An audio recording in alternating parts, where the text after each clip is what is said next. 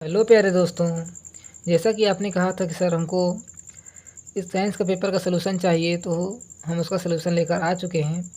तो आप बने रहिए इस वीडियो में और आपको हम सारा सलूशन आपको इस वीडियो में कराएंगे और आपको ये भी समझाएंगे कि आपका पेपर कैसे आने वाला है ईयरली एग्जामिनेशन का, और कौन से क्वेश्चन इंपॉर्टेंट है, कौन से क्वेश्चन इंपॉर्टेंट बहुत ज़्यादा हैं। ठीक है, तो देखिए, ये आपका अर्धवार्षिक परीक्षा है कक्षा 9 का विज्ञान यानी कि साइंस का पेपर है और ये 70 नंबर का तो पूछा जाता है। 3 घंटे आपको 15 मिनट मिलते हैं। तो ये तो सारी जानकारी आप पढ़ लेते हैं 15 मिनट में। उसके बाद आपको क्या करना है, सबसे पहले 15 मिनट में जो भी मिलते हैं आपको पेपर को अच्छे तरीके से पढ़ना है। तो इस पेपर पढ़ने से क्या होता है कि जैसे कोई क्वेश्चन आपके दिमाग में नहीं है और नहीं आ रहा है, तो थोड़ी देर बाद ये चीज़ सोच में आ जाता है, तो ध्यान में जैसे आता है तो आप उसके बारे में कुछ लिख सकते हैं। यदि आप डायरेक्ट क्वेश्चन करना चालू करते हैं तो थोड़ा डिफरेंट और आपको कोई परेशानी भी आ जाती है करने में। देखिए, ये पहले इंग्लिश वर्जन में दिया है। ये देखिए सारा पेपर, देखिए पहले इंग्लिश वर्जन में पूरा दे दिया गया है, हिंदी वर्जन में, और फिर ये इंग्लिश वर्जन में है। तो हम आपका इंग्लिश वर्जन करा रहे हैं। तो जैसे ये 20 MCQ पहले आते हैं आपके, तो ये तो सेम ही रहेंगे, जो हिंदी में है वही इंग्लिश में, वही आपको टिक मार्क लगाना है। ठीक है, तो देखिए आपका पहला क्वेश्चन क्या कह रहा है, यूनिट ऑफ एक्सेलरेशन। तो देखिए, एक्सेलरेशन की यूनिट आपको लर्न होना चाहिए। ये बहुत आपका मोस्ट इंपॉर्टेंट क्वेश्चन है और ये न्यूमेरिकल में आता है। तो क्या होता है, मीटर पर सेकेंड स्क्वायर, और इसकी वैल्यू क्या होती है, 9.8 होती है इसकी वैल्यू। ठीक है, उसके बाद क्या पूछ रहा है, the relation between force and mass and acceleration. तो देखिए आपका फार्मूला न्यूटन सेकेंड लॉ होता है, उसमें क्या होता है, F = ma होता है। तो यही आपका क्या हो जाएगा, F = ma, ए नंबर सही हो जाएगा आपका, इसमें भी ए नंबर आपका सही होगा। The length of path travel by a moving body. तो देखिए, जैसे आप मान के चलिए आप ही एक बॉडी हैं, आप मूव करते हैं और एक पाथ को ट्रैवल यानी कि आप डिस्टेंस से कवर करते हैं, तो आपका आंसर नंबर क्या हो जाएगा, डी। उसके बाद कह रहा है rate of change of momentum equal to. देखिए, मोमेंटम इक्वल टू में क्या होता है आपको समझाते हैं लिख करके। देखिए, मोमेंटम क्या होता है, पी होता है, इसको यूनिट पी से करते हैं। इक्वल टू में क्या होता है, dv/में। देखिए मोमेंटम क्या होता है, पी। इधर देखिए, मोमेंटम इक्वल टू होता है mv। ठीक है, तो आपसे क्या पूछा है, rate of change of momentum, यानी कि रेट लग जाए तो यानी कि आप क्या हो जाएगा, dv/में dt इंटू में m लगा दीजिए। तो dv/में dt क्या होता है, एक्सेलरेशन होता है, एक्सेल dv/में dt। तो ए आप जैसे यहाँ पुट करेंगे तो p = में आपका क्या हो जाएगा, am। तो am तो होता नहीं, तो क्या हो जाएगा, ma। तो p = में ma। तो ma = में क्या होता है, फोर्स होता है। तो आप जैसे इसमें लगा देंगे क्या हो जाएगा आपका आंसर नंबर बी। ठीक है, आपका ये हो गया। उसके बाद the distance between the two bodies double of gravitational force. यदि बॉडी अगर डबल होंगी तो उसका रेडियस कितना होगा, 1/4 होगा। तो आपका आंसर नंबर सी हो जाएगा। तो मास ऑफ एन ऑब्जेक्ट यानी 10 kg दिया हुआ है। देखिए, ये भी एक न्यूमेरिकल टाइप में है। मास दिया हुआ है आपका 10 kg। तब आपको क्या निकालना है, वेट ऑफ अर्थ निकालना है। देखिए क्या हो जाएगा, तो आपको पता है कि सबके जी की वैल्यू क्या होती है, 9.8, और जैसे आप इसमें 10 का मल्टीप्लाई करा देंगे तो कितना हो जाएगा, ये 98 न्यूटन हो जाएगा, यानी कि फोर्स, यानी कि आपको कितना निकल के आएगा, 98 न्यूटन। तो आप आंसर नंबर बी हो जाएगा। उसके बाद क्वेश्चन नंबर 7 में क्या कह रहा है आपसे, which one of the following is scalar quantity. देखिए, स्केलर क्वांटिटी का मतलब क्या होता है कि जिसमें डायरेक्शन ना हो। तो देखिए, डिस्प्लेसमेंट भी डायरेक्शन होती है, वेलोसिटी भी डायरेक्शन होती है, और स्केलर एक्सेलरेशन में भी डायरेक्शन होती है। तो आपका मास में डायरेक्शन नहीं होती है, तो इसमें क्या हो जाएगा, आपका मास एक स्केलर क्वांटिटी हो जाएगी। तो which one of the following is not substance, यानी कि कौन सा पदार्थ नहीं है। तो आप सबको पता है, देखिए ग्लास, एयर एंड लाइट। तो आपको क्या है, वुड एक पदार्थ नहीं है।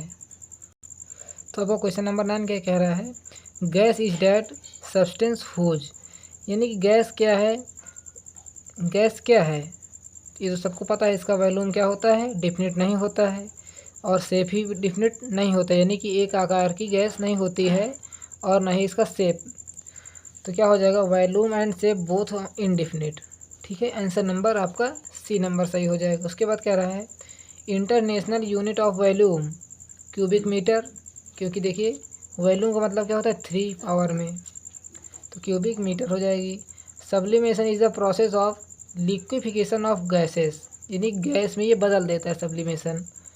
उसके बाद क्या कह रहा है, choose the correct option of relation from the following, तो ए नंबर आपका आंसर इसमें सही होगा, क्योंकि कंडेंसेशन इक्वल टू क्या होता है डिस्टिलेशन प्लस बॉइलिंग। उसके बाद 13 नंबर में कह रहा है a mixture whose component are not visible separately is called, इसका मतलब क्या हुआ कि ऐसे अब कंपोनेंट बताना है जो मिलकर भी इसमें एक भी मतलब क्या है कुछ भी दिखाई न, एक भी अणु दिखाई ना दें, तो इसका मतलब होमोजीनियस मिक्सचर ही हमारा होता है। जैसे हमने सॉल्यूशन बनाया, मान के चलिए एक सॉल्यूशन हमने बनाया, उसमें एक भी हमारे क्या कह रहे हैं कंपोनेंट दिखाई नहीं दे रहे हैं। यदि दिखाई दे रहे हैं तो क्या हो जाएगा, हेट्रोजीनियस हो जाएगा, क्योंकि हेट्रो का मतलब हटे हुए अलग अलग कंपोनेंट, और होमो का मतलब एक मिलकर, जैसे होमो से आप क्या कर सकते हैं, होम याद कर सकते हैं, और होम का मतलब क्या होता है घर, घर का मतलब एक जैसे हमारे घर में एक समान होते हैं, इससे आप इससे याद कर सकते हैं। फिर कह रहा है prokaryotic cell is found in bacteria में, आंसर नंबर ए हो जाएगा आपका। Tonoplast is found in vacuole, ये आपका देखिए किससे रिलेटेड है, animal cell and plant cell से रिलेटेड है क्वेश्चन। यदि आप उनको लर्न कर लेते हैं तो ये आपके लिए बहुत ही इम्पोर्टेंट होगा, क्योंकि लास्ट में भी आपका ईयरली एग्जामिनेशन में पूछा जा सकता है, इसमें डिफरेंट आते हैं। उसके बाद क्या कह रहा है, which is not found in animal cell, animal cell में क्या नहीं प्रेजेंट होती है, सेल वॉल प्रेजेंट नहीं होती, क्योंकि इसमें सेल मेम्ब्रेन भी होती है, क्रोमोसोम्स भी होते हैं और प्रोटोप्लाज्म भी होता है। इसमें कई सारी चीज़ें नहीं प्रेजेंट होती, जैसे सेल वॉल हो गई, क्लोरोप्लास्ट हो गया, टोनोप्लास्ट हो गया, इस तरह की चीज़ इसमें प्रेजेंट नहीं होती। उसके बाद क्या कह रहा है, टिश्यू आर फॉर्म्ड, देखिए क्वेश्चन नंबर 17, टिश्यू किस में बनते हैं, सेल से बनते हैं, सेल से मिलकर ही हमारा क्या होता है टिश्यू तैयार होता है। क्वेश्चन नंबर 18 क्या कह रहा है, unit of nervous tissue, unit of nervous tissue क्या हो जाएगा, सेल हो जाएगा। सॉरी इसमें हम भी कंफ्यूज हो गए थे कि नर्वस से हमने क्या देख लिया था, इस सेल वाला देख लिया था हमने, क्या है नर्वस से क्या याद रखना है आपको, न्यूरॉन, क्योंकि इसकी यूनिट क्या होती है, न्यूरॉन होती है। ये हमारे ध्यान से भी उतर गया था, इसके लिए वेरी वेरी सॉरी। आपका आंसर नंबर ए सही होगा। टाइप ऑफ प्लांट टिश्यू, देखिए क्या हो जाएगा, मेरिस्टेमेटिक टिश्यू। उसके बाद ये आपका आंसर नंबर ए सही होगा। क्वेश्चन नंबर 20 क्या कह रहा है, a finger like structure found in mitochondria, जैसे आप माइटोकॉन्ड्रिया का वो पढ़ेंगे टॉपिक, उसमें आपको ये नाम इसमें दिखेगा, क्या होगा, क्रिस्टी। उसके बाद पार्ट बी में आपसे कैसे क्वेश्चन पूछते हैं, देखिए 4 नंबर के क्वेश्चन इसमें पूछे गए हैं आपके, ये देखिए ये 4 नंबर क्वेश्चन है, ये भी 4 नंबर क्वेश्चन है, ये भी 4 नंबर क्वेश्चन है, यानी कि आपके इसमें 3-4 नंबर के पूछे गए हैं, और जो चौथा क्वेश्चन है वो आपका 2-2-2 करके 6 नंबर से पूछ लिए गए हैं। तो देखिए explain difference between speed and velocity, speed क्या है, इसका आपकी स्केलर क्वांटिटी है, स्पीड से क्या याद कर सकते हैं, स्केलर, और वेलोसिटी क्या है आपकी एक वेक्टर क्वांटिटी। देखिए वी से क्या होता है वेलोसिटी एंड वी से वेक्टर, ठीक है, एस से स्पीड और एस से स्केलर, ये आपको मेन पॉइंट ये हो गया, और ये आपका अक्सर ही पूछा जाता है। उसके बाद क्या कह रहा है, देखिए इसके डिफरेंस हमने आपको कराए हैं, तो आप इसे नोट भी कर सकते हैं। देखिए it is defined as the rate of change of distance and it is defined as the rate of change of displacement, यानी डिस्प्लेसमेंट में क्या होता है, एक डायरेक्शन होती है, और दूसरा it is scalar quantity vector quantity, और it can never be negative, यानी कि आपकी स्पीड नेगेटिव नहीं हो सकती, और वेलोसिटी आपकी नेगेटिव भी हो सकती है, पॉजिटिव, और मे बी जीरो भी हो सकती है। उसके बाद speed is a velocity without direction, यानी कि इसमें डायरेक्शन नहीं होती, ये आपका मेन पॉइंट हो गया। उसके बाद इसमें डायरेक्टर होती है। स्पीड में और may not equal to velocity, यानी कि वेलोसिटी की इक्वल स्पीड नहीं हो सकती, पर क्या है speed is the same but different velocity, इसमें वेलोसिटी डिफरेंट हो सकती है पर स्पीड हमारी सेम होगी। Speed is measure by metre per second, और ये भी मीटर पर सेकेंड से ही, यानी कि इन दोनों के यूनिट क्या होते हैं, सेम होते हैं। उसके बाद क्या कह रहा है, न्यूटन फर्स्ट लॉ से, देखिए क्वेश्चन नंबर 2 में क्या कह रहा है, what is the Newton first law, explain with example, यानी कि आपका न्यूटन फर्स्ट लॉ टोटली किस में बेस्ड है, लॉ ऑफ इनर्शिया। तो आप इसमें क्या लिखेंगे, देखिए न्यूटन फर्स्ट लॉ आपसे क्या कह रहा है, Newton first law, an object at rest in the law of inertia, यानी कि आपको ये मेन पॉइंट है, इसमें आप लिख देंगे तो आपके नंबर काफ़ी हद तक मिल जाएंगे। And an object it's the motion will continue moving with constant velocity, यानी कि वो एक सेम वेलोसिटी पर चलेगा और without act an external force, और कोई भी इसमें फोर्स अप्लाइड नहीं होगा। इसका एग्जांपल कैसे है कि जब भी आप देखिए बस में ट्रैवल करते हैं या किसी कार में बैठे होते हैं आपको, और जब भी ड्राइवर अचानक से ब्रेक लगा देता है तो आप आगे की ओर बढ़ जाते हैं, तो इसमें कौन सा फोर्स आपको हो रहा है, न्यूटन फर्स्ट लॉ का ही फोर्स इसमें लग रहा है। ओके, तो इस तरह के आप इसको याद कर सकते हैं न्यूटन फर्स्ट लॉ को, और ये कभी आपको भूलने वाला नहीं है। तो आप इसको इंग्लिश में लिख लीजिए, when the bus stop suddenly the passenger sitting the lean forward direction. उसके बाद क्वेश्चन नंबर 3 में क्या पूछ रहा है, a body is moving with uniform velocity, I state that acceleration a cyclist acquire the velocity. देखिए आपको एक न्यूमेरिकल दिया गया है, उसमें आपको क्या क्या गिवन है, पहले सबसे पहले आपको जैसे न्यूमेरिकल दिखता है तो आपको उसमें गिवन नोट करना है। देखिए क्वेश्चन में क्या गिवन है, तो क्वेश्चन में आपको गिवन देखिए एक वेलोसिटी गिवन है, और कौन सी वेलोसिटी है देखिए अभी पता चल जाएगा। Just after start from rest, जब भी आपकी वेलोसिटी रेस्ट पे होती है तो आपका u इक्वल टू में क्या होता है, 0 होता है। ओके, अभी u इक्वल टू में क्या पुट कर देंगे, 0, और v इक्वल टू में आपको क्या दिया हुआ है, 4 मीटर पर सेकेंड। उसके बाद क्या दिया है, टाइम दिया है, टाइम इक्वल टू में क्या है, 20 सेकेंड। तो आपको देखिए ये आपको किस में होता है, v u एंड t, और पूछा क्या गया है, एक्सेलरेशन आपसे पूछ लिया गया है। तो सारी चीज़ें किस में होती हैं, इक्वेशन ऑफ मोशन। तो आप सबसे पहले इक्वेशन ऑफ मोशन लिखेंगे, v equal to u plus a t, u plus a t, ये इक्वेशन नंबर फर्स्ट है। दूसरी क्या है, s equal to u t plus half a t square, ये आपकी सेकेंड इक्वेशन है। और थर्ड कौन सी है, v square equal to u square plus 2as। तो सबसे पहले देखिए आपको क्या क्या दिवन है, डिस्टेंस तो दिया नहीं है, नहीं पूछा गया है, तो आपका क्या है ये फार्मूला, नहीं तो ये फार्मूला लगेगा। तो कौन सा लगेगा, पहला फार्मूला लग जाएगा। तो आप क्या रखेंगे, v equal to u plus a t, जैसे ही आपने रखा तो आपका v इक्वल टू क्या दिया है, 4 मीटर पर सेकेंड, और u तो हमारा 0 है, प्लस ए टी आपसे पूछा गया है, और t आपसे क्या है, 20 दिया है, 20 सेकेंड। तो जैसे आप इसको इधर लेकर आएंगे, देखिए 4 metre per second equal to क्या है, 20 सेकेंड इंटू में एक्सेलरेशन। तो आप 20 सेकेंड को क्या नीचे इसको ले आइए तो आपका ए निकल आएगा।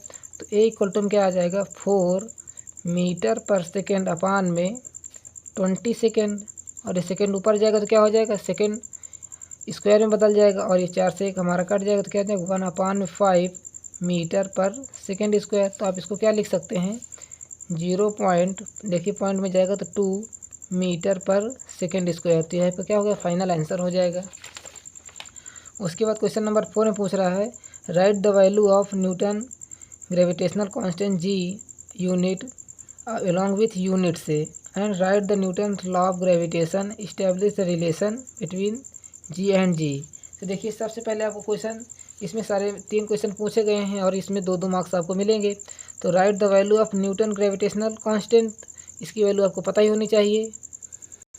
देखिए इसकी यूनिट क्या होती है, देखिए सबसे पहले डिनोट किसके करते हैं, जी से करते हैं, कैपिटल जी से, और इसकी यूनिट क्या होती है, सबसे पहले आप वैल्यू लिखेंगे 6.67 इंटू 10⁻11 और न्यूटन मीटर स्क्वायर पर किलोग्राम स्क्वायर।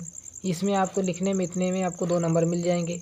उसके बाद क्या पूछा गया है, along with unit and write the Newton's law of gravitational. तो आप इसको लॉ बनाकर ऐसे लिखेंगे, जैसे आपको फार्मूला पता होगा। तो फार्मूला क्या होता है, g इक्वल टू, सबसे पहले आप क्या लिखेंगे, f equal to G m1 m2 upon में, देखिए पहला आप या तो कैपिटल ले लीजिए और अपान में क्या हो जाएगा, आर स्क्वायर। तो आपको जी पूछ रहा है तो जी आपको इधर ले जाना है। देखिए F R square equal to में जी m1 m2, तो जी इक्वल टू में क्या हो जाएगा, एफ आर स्क्वायर अपान में m1 m2 इक्वल टू में जी। आप इतना फार्मूला लिखेंगे, उसके बाद आप इसमें डिफिनीशन बना सकते हैं। उसके बाद इस्टेब्लिश रिलेशन, तो रिलेशन कैसे निकालना है, सबसे पहले तो आपको देखिए हमने डेरिवेशन किया हुआ है और आपको समझाने की कोशिश करेंगे, आपको समझ में भी आ जाएगा। ये देखिए सबसे पहले क्या करना है, आपको टू बॉडी ले लेना है M1 M2।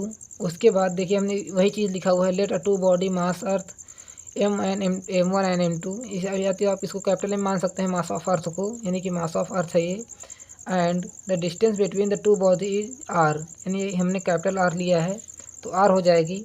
Then the force applied it, आप इसमें फोर्स जैसे अप्लाइड करेंगे तो क्या हो जाएगा, F डायरेक्टली प्रोपोर्शनल क्या हो जाएगा, M मास ऑफ अर्थ अपान में M R² हो जाएगा। और जैसे ही अभी प्रोपोर्शनल हटेगा तो इक्वल टू में क्या आ जाएगा, जी एक कांस्टेंट हो जाएगा, यानी ग्रेविटेशनल कांस्टेंट अपान में R²। और आपको ये क्वेश्चन नंबर फर्स्ट हो जाएगी। उसके बाद जैसे आपसे पूछा जाता है वी नो डैट, हम जानते हैं कि आपको सेकेंड लॉ ऑफ मोशन क्या होता है, F = mg। तो जैसे आप इन दोनों को इक्वेशन को रखेंगे, देखिए F के बराबर ये भी है और F के बराबर ये भी है हमारा, तो mg = G/m/r² हो जाएगा। तो m से हमारा कट जाएगा तो G = क्या हो जाएगा, G/m मास ऑफ अर्थ अपान में R²। तो देखिए इतना हमने लिख लिया। अब इस R को इधर भेज देंगे तो क्या हो जाएगा, G/r² = Gme। यही आपका क्या हो जाएगा, फाइनल आंसर होगा। और इसमें भी आपको 2 नंबर आराम से मिल जाएंगे। उसके बाद क्या कह रहा है क्वेश्चन नंबर, देखिए ये पूरा 6 नंबर का था। उसके बाद क्या कह रहा है, write the formula of the 3 equation of motion, derive the first equation of motion graphically. तो देखिए आपको तीनों इक्वेशन एकदम लिख देना। अभी हमने पीछे लिखा था आपके, ये देखिए तीनों इक्वेशन आपको लिख देना है। और उसके बाद इस इक्वेशन को क्या करना है, ग्राफिकल मेथड से आपको एक्सप्लेन करना है। ये तो सब आपने कर लिया होगा अपनी कॉपी में, तो वहाँ से देख कर लीजिएगा। Write two difference between the compound and mixture, देखिए ये भी एक इम्पॉर्टेंट क्वेश्चन है, तो इसको हम आपको करा देते हैं, आप इसको नोट कर लीजिए। तो देखिए आपके इसमें से 2 डिफरेंस पूछे गए हैं, तो आपके यानी कि ये 2 तो आते हैं तो उनको तो लिखना ही है। यदि आपको एक एक्स्ट्रा भी आता है तो उसको भी आप लिख देना है। जैसे हमने लिखा हुआ है, देखिए मिक्सचर क्या है, कंपाउंड आर केमिकली बॉन्डेड, ये क्या होते हैं, केमिकल से ही बॉन्ड बनाते हैं। और मिक्सचर क्या होता है, मिक्सचर और नॉट केमिकल बॉन्डेड, ये केमिकल बॉन्डेड नहीं होते हैं। उसके बाद it can not be physically separated, ये हमारे क्या होता है, जैसे आपने कोई रिएक्शन किया है तो अच्छे से फिजिकली आप उसको हाथों से नहीं अलग अलग कर सकते हैं। पर क्या है, यदि आप मिक्सचर बनाए हुए हैं, जैसे मान के चलिए कोई बॉल है, कई रंग 2-3 रंग के, मान के रेड है, ये ब्लैक है और ये वाइट है, इन तीनों को आपने मिक्सचर बनाया तो इन तीनों को आप क्या करते हैं, अलग भी रख सकते हैं। तो आपका क्या हो जाएगा, मिक्सचर बन जाएगा। उसके बाद क्या करें, ratio of component is fix, इसमें आपका रेशियो क्या होता है, फिक्स होता है और इसमें डिफरेंट हो सकता है रेशियो, इसको आप नोट कर लीजिए अच्छे से। उसके बाद क्या पूछा गया है, व्हाट आर मेटलॉइड, मेटलॉइड क्या होते हैं, जो दोनों प्रॉपर्टी को शो करते हैं, यानी कि जो मेटल और हों और नॉन मेटल भी हों। और उनके 2 एग्जांपल, तो देखिए आपके टोटल मेटल कितने हैं, 7 मेटल हैं। आप पीरियोडिक टेबल जैसे देखेंगे तो इनमें से कुछ मेटल क्या होते हैं, ऐसे जिगजैग फॉर्म में लिखे होते हैं पीले कलर के, देखिए तो उनको आप हम एक्सप्लेन करते हैं। जैसे ये दिया हुआ है metalloid, metalloid element which show the property both metal and non metal, इस तरह आप लिख देंगे। उसके बाद एग्जांपल में लिख दी सिलिकॉन, जर्मेनियम, बोरॉन, और ये हमने 3 लिखा हुआ है और 4 और होते हैं, यानी कि टोटल आपके 7 मेटलॉइड होते हैं। उनको आप याद कर लीजिएगा बुक से। उसके बाद ये देखिए इसमें भी 2 नंबर आपको मिल जाएंगे।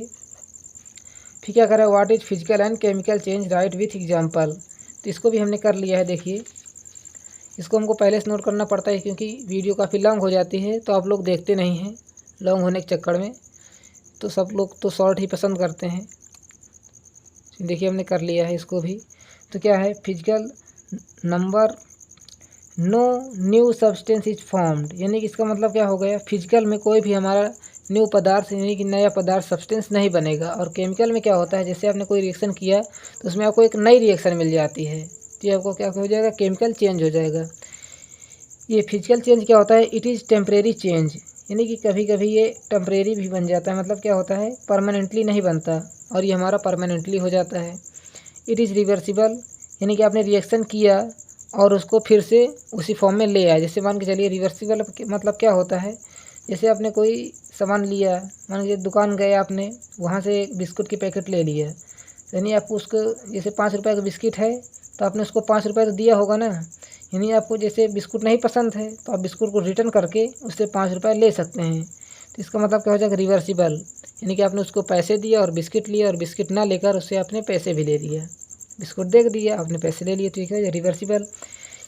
और इधर क्या होता है, इरिवर्सिबल, यानी कि आप जैसे दुकान गए और आपने बिस्किट परचेस कर लिया, उसके बाद क्या हुआ कि आपका दुकानदार ने आपको जैसे रिटर्न करने का मन है तो उसने ना लिया, तो यह क्या हो जाएगा, इरिवर्सिबल, यानी कि आप कोई सामान दे देते हैं और वह वापस नहीं मिलती है तो क्या हो जाएगा, इरिवर्सिबल हो जाएगा। इसका एग्जांपल क्या हो जाएगा, वाटर इनटू आइस, तो जैसे आपने पानी लिया और फ्रिज में रख दिया तो क्या बन जाएगा, आइस बन जाएगा, यानी कि जैसे ही आप आइस को बाहर रखेंगे तो क्या हो जाएगा, वो पानी में फिर से बन जाएगा। और इरिवर्सिबल का मतलब देखिए आप यहाँ समझ लीजिएगा, बर्निंग ऑफ पेपर, इसका मतलब क्या है, जैसे आपने एक पेपर लिया इस तरह का पेपर और उसको आपने जला दिया तो अब वो तो जल गया ना, तो अब तो पेपर नहीं बन सकता, ये क्या हो जाएगा, इरिवर्सिबल, यानी केमिकल चेंज हो जाएगा। ठीक है, तो आपको इसको भी कर देना है इसमें भी, और एग्जाम्पल भी हमने आपको बता दिया। उसके बाद क्वेश्चन नंबर डी में क्या पूछ रहा है, डिफाइन ह्यूमिडिटी, यानी कि आर्द्रता परिभाषित कीजिए, यानी गीलापन परिभाषित कीजिए। तो ये क्या होता है, ह्यूमिडिटी, इसको नोट कर लीजिए आप। Humidity is the amount of water vapour present in the air, जो भी एयर में वाटर वेपर प्रेजेंट होती है, जैसे हल्की हल्की कहीं नमी होती है तो क्या हो जाएगा, ह्यूमिडिटी हो जाएगा। It is the lot of water vapour in the air in humidity high, यानी कि जैसे ही आपके एयर में जैसे ज़्यादा वाटर वेपर होंगे तो ह्यूमिडिटी उतनी ही हाई हो जाएगी। इसको आप लिखकर उतना नंबर पा सकते हैं। कितने नंबर का होगा, ये भी 2 नंबर का आपका आता है। उसके बाद ये देखिए थोड़ा लॉन्ग क्वेश्चन है, 3-3 नंबर वाले। तो जैसे what is vaporisation, write factor influence vaporisation, तो आपको सबसे पहले क्या लिखना है, वेपराइजेशन लिखना है, उसके बाद उसके फैक्टर लिखना है। तो देखिए कैसे करेंगे। वेपराइजेशन क्या होता है, it is the process which liquid state change into vapour state, यानी कि कोई लिक्विड है और उसको वाइपर में आपने बदल दिया, यानी कि हवा भाप में बदल दिया। अब जैसे कैसे बताएं, आप पानी मान के ले चलते हैं, किसी आपने पात्र में पानी ले लिया, उसको गैस में जैसे रखेंगे तो थोड़ी देर बाद गर्म होने के बाद वो क्या होता है, भाप में बदल जाता है और पानी आपका क्या हो जाता है, ख़त्म होने लगता है। उसी प्रकार इसको आप वेपराइजेशन इसी कहते हैं। एज अ रिजल्ट, जैसे आप टेम्परेचर इंक्रीज करेंगे और काइनेटिक एनर्जी भी उसकी क्या हो जाएगी, इंक्रीज हो जाएगी मॉलिक्यूलर की, और फोर्स ऑफ अट्रैक्शन उसमें उतना ही कम होगा, क्योंकि जैसे ही आपने पानी को गर्म किया तो उसमें टेम्परेचर तो इंक्रीज होगा, बढ़ेगा ही, और उसके जो मॉलिक्यूल होंगे जो उसमें चिपके हुए होंगे वो क्या हो जाएंगे, थोड़ा दूर दूर होंगे और आकाश में क्या हो जाएंगे, उड़ जाएंगे। इसी क्या कहते हैं, वेपराइजेशन, और यही आपके क्या हो जाएंगे, फैक्टर हो जाएंगे। ठीक है, उसके बाद क्या पूछ रहा है, discuss the important property of solid liquid gas. यदि सबसे पहला चैप्टर तो आपको यही है, तो उसी में आपके सारे क्वेश्चन लिखे हैं, तो आप इसको वहाँ से कॉपी से देखकर अपने कर लीजिएगा और अच्छे तरीके से इसको लर्न कर लीजिए। Write the two different between animal cell and plant cell. देखिए हमने आपको पहले बताया था कि एनिमल सेल और प्लांट सेल बहुत ही इंपॉर्टेंट क्वेश्चन है, इसके तो आपको लर्न होना ही चाहिए, और ये लॉन्ग में भी आता है, कम से कम 4 से 6 नंबर का भी आ जाता है कभी कभी। तो इसको आप अच्छे से लर्न कर लीजिए, और इसके स्ट्रक्चर भी लर्न करना होगा आपको बायो के लिए। तो देखिए हमने कुछ डिफरेंस लिखे हुए हैं, तो आप इनको नोट डाउन कर लीजिए। It is smaller than the plant cell, it is larger than the animal cell. देखिए हमने एकदम ईजी वेले लिखे हैं आपके डिफरेंस, ताकि आपको लर्न हो जाए एक बार भी पढ़ने में। और इसमें क्या होता है, सेल वॉल एब्सेंट होती है एनिमल सेल में, क्लोरोप्लास्ट एब्सेंट होती है, और टोनोप्लास्ट भी एब्सेंट होती है। सेल वॉल में क्या प्रेजेंट होता है, देखिए इसमें सारी चीज़ें जो एब्सेंट है उसमें क्या कर देना है, प्रेजेंट कर देना है। ठीक, और इसमें क्या होता है, लाइसोसोम प्रेजेंट होती है, सेंट्रोइड प्रेजेंट होता है। तो इसमें क्या होता है, लाइसोसोम एकदम रेयर, यानी कम से कम मात्रा में होते हैं। फिर आपके क्वेश्चन नंबर क्या कह रहा है, 7th का बी नंबर में, write two character of cardiac muscle. Cardiac muscle भी आपको मोस्ट इंपॉर्टेंट है। देखिए हमने कार्डिक मसल लिखा हुआ है, cardiac muscles are the type of splayed and striated muscle found only the heart. ये आपकी कहाँ पाई जाती है, आपकी हार्ट में पाई जाती है, यानी कि सीने जो दिल होता है, हार्ट। और दे आर अंडर कंट्रोल, ये आपकी किसके कंट्रोल में होती है, आपके नर्वस सिस्टम के कंट्रोल में होती है, यानी कि जैसे आप इसको ऑर्डर देंगे वैसे ही ये काम करती है मसल्स। ठीक है, इतना आप समझ लीजिए और इसको नोट डाउन कर लीजिए अच्छे से। और उसके आगे क्वेश्चन क्या कह रहे हैं, 8 number, right the name different component of the blood and their function. इसको भी आप अपने बुक से कर लीजिएगा, काफ़ी लॉन्ग क्वेश्चन है। और माइटोकॉन्ड्रिया वाला भी क्वेश्चन आप कर लीजिएगा, mitochondria. Said to be the power house of the cell, ये power house of the cell है। उसके बाद देखिए नीचे स्ट्रक्चर कुछ पूछे गए हैं, ये सारे क्वेश्चन आप अपने बुक से कर लीजिएगा। तब तक के लिए मिलते हैं अगले वीडियो में। और यदि आपकी कोई भी क्वेरी क्वेश्चन हो और डाउट हो तो आप हमें कमेंट करके पूछ लीजिएगा। और यदि भी यह वीडियो आपको अच्छा लगे तो प्लीज़ वीडियो को लाइक करना ना भूलें और चैनल को सब्सक्राइब करना भी मत भूलिएगा, क्योंकि ये मेहनत आपके लिए करते हैं और कुछ भी आप लोग भी हमारे लिए करिए। धन्यवाद। तो मिलते हैं अगली वीडियो में, तब तक के लिए बाय बाय।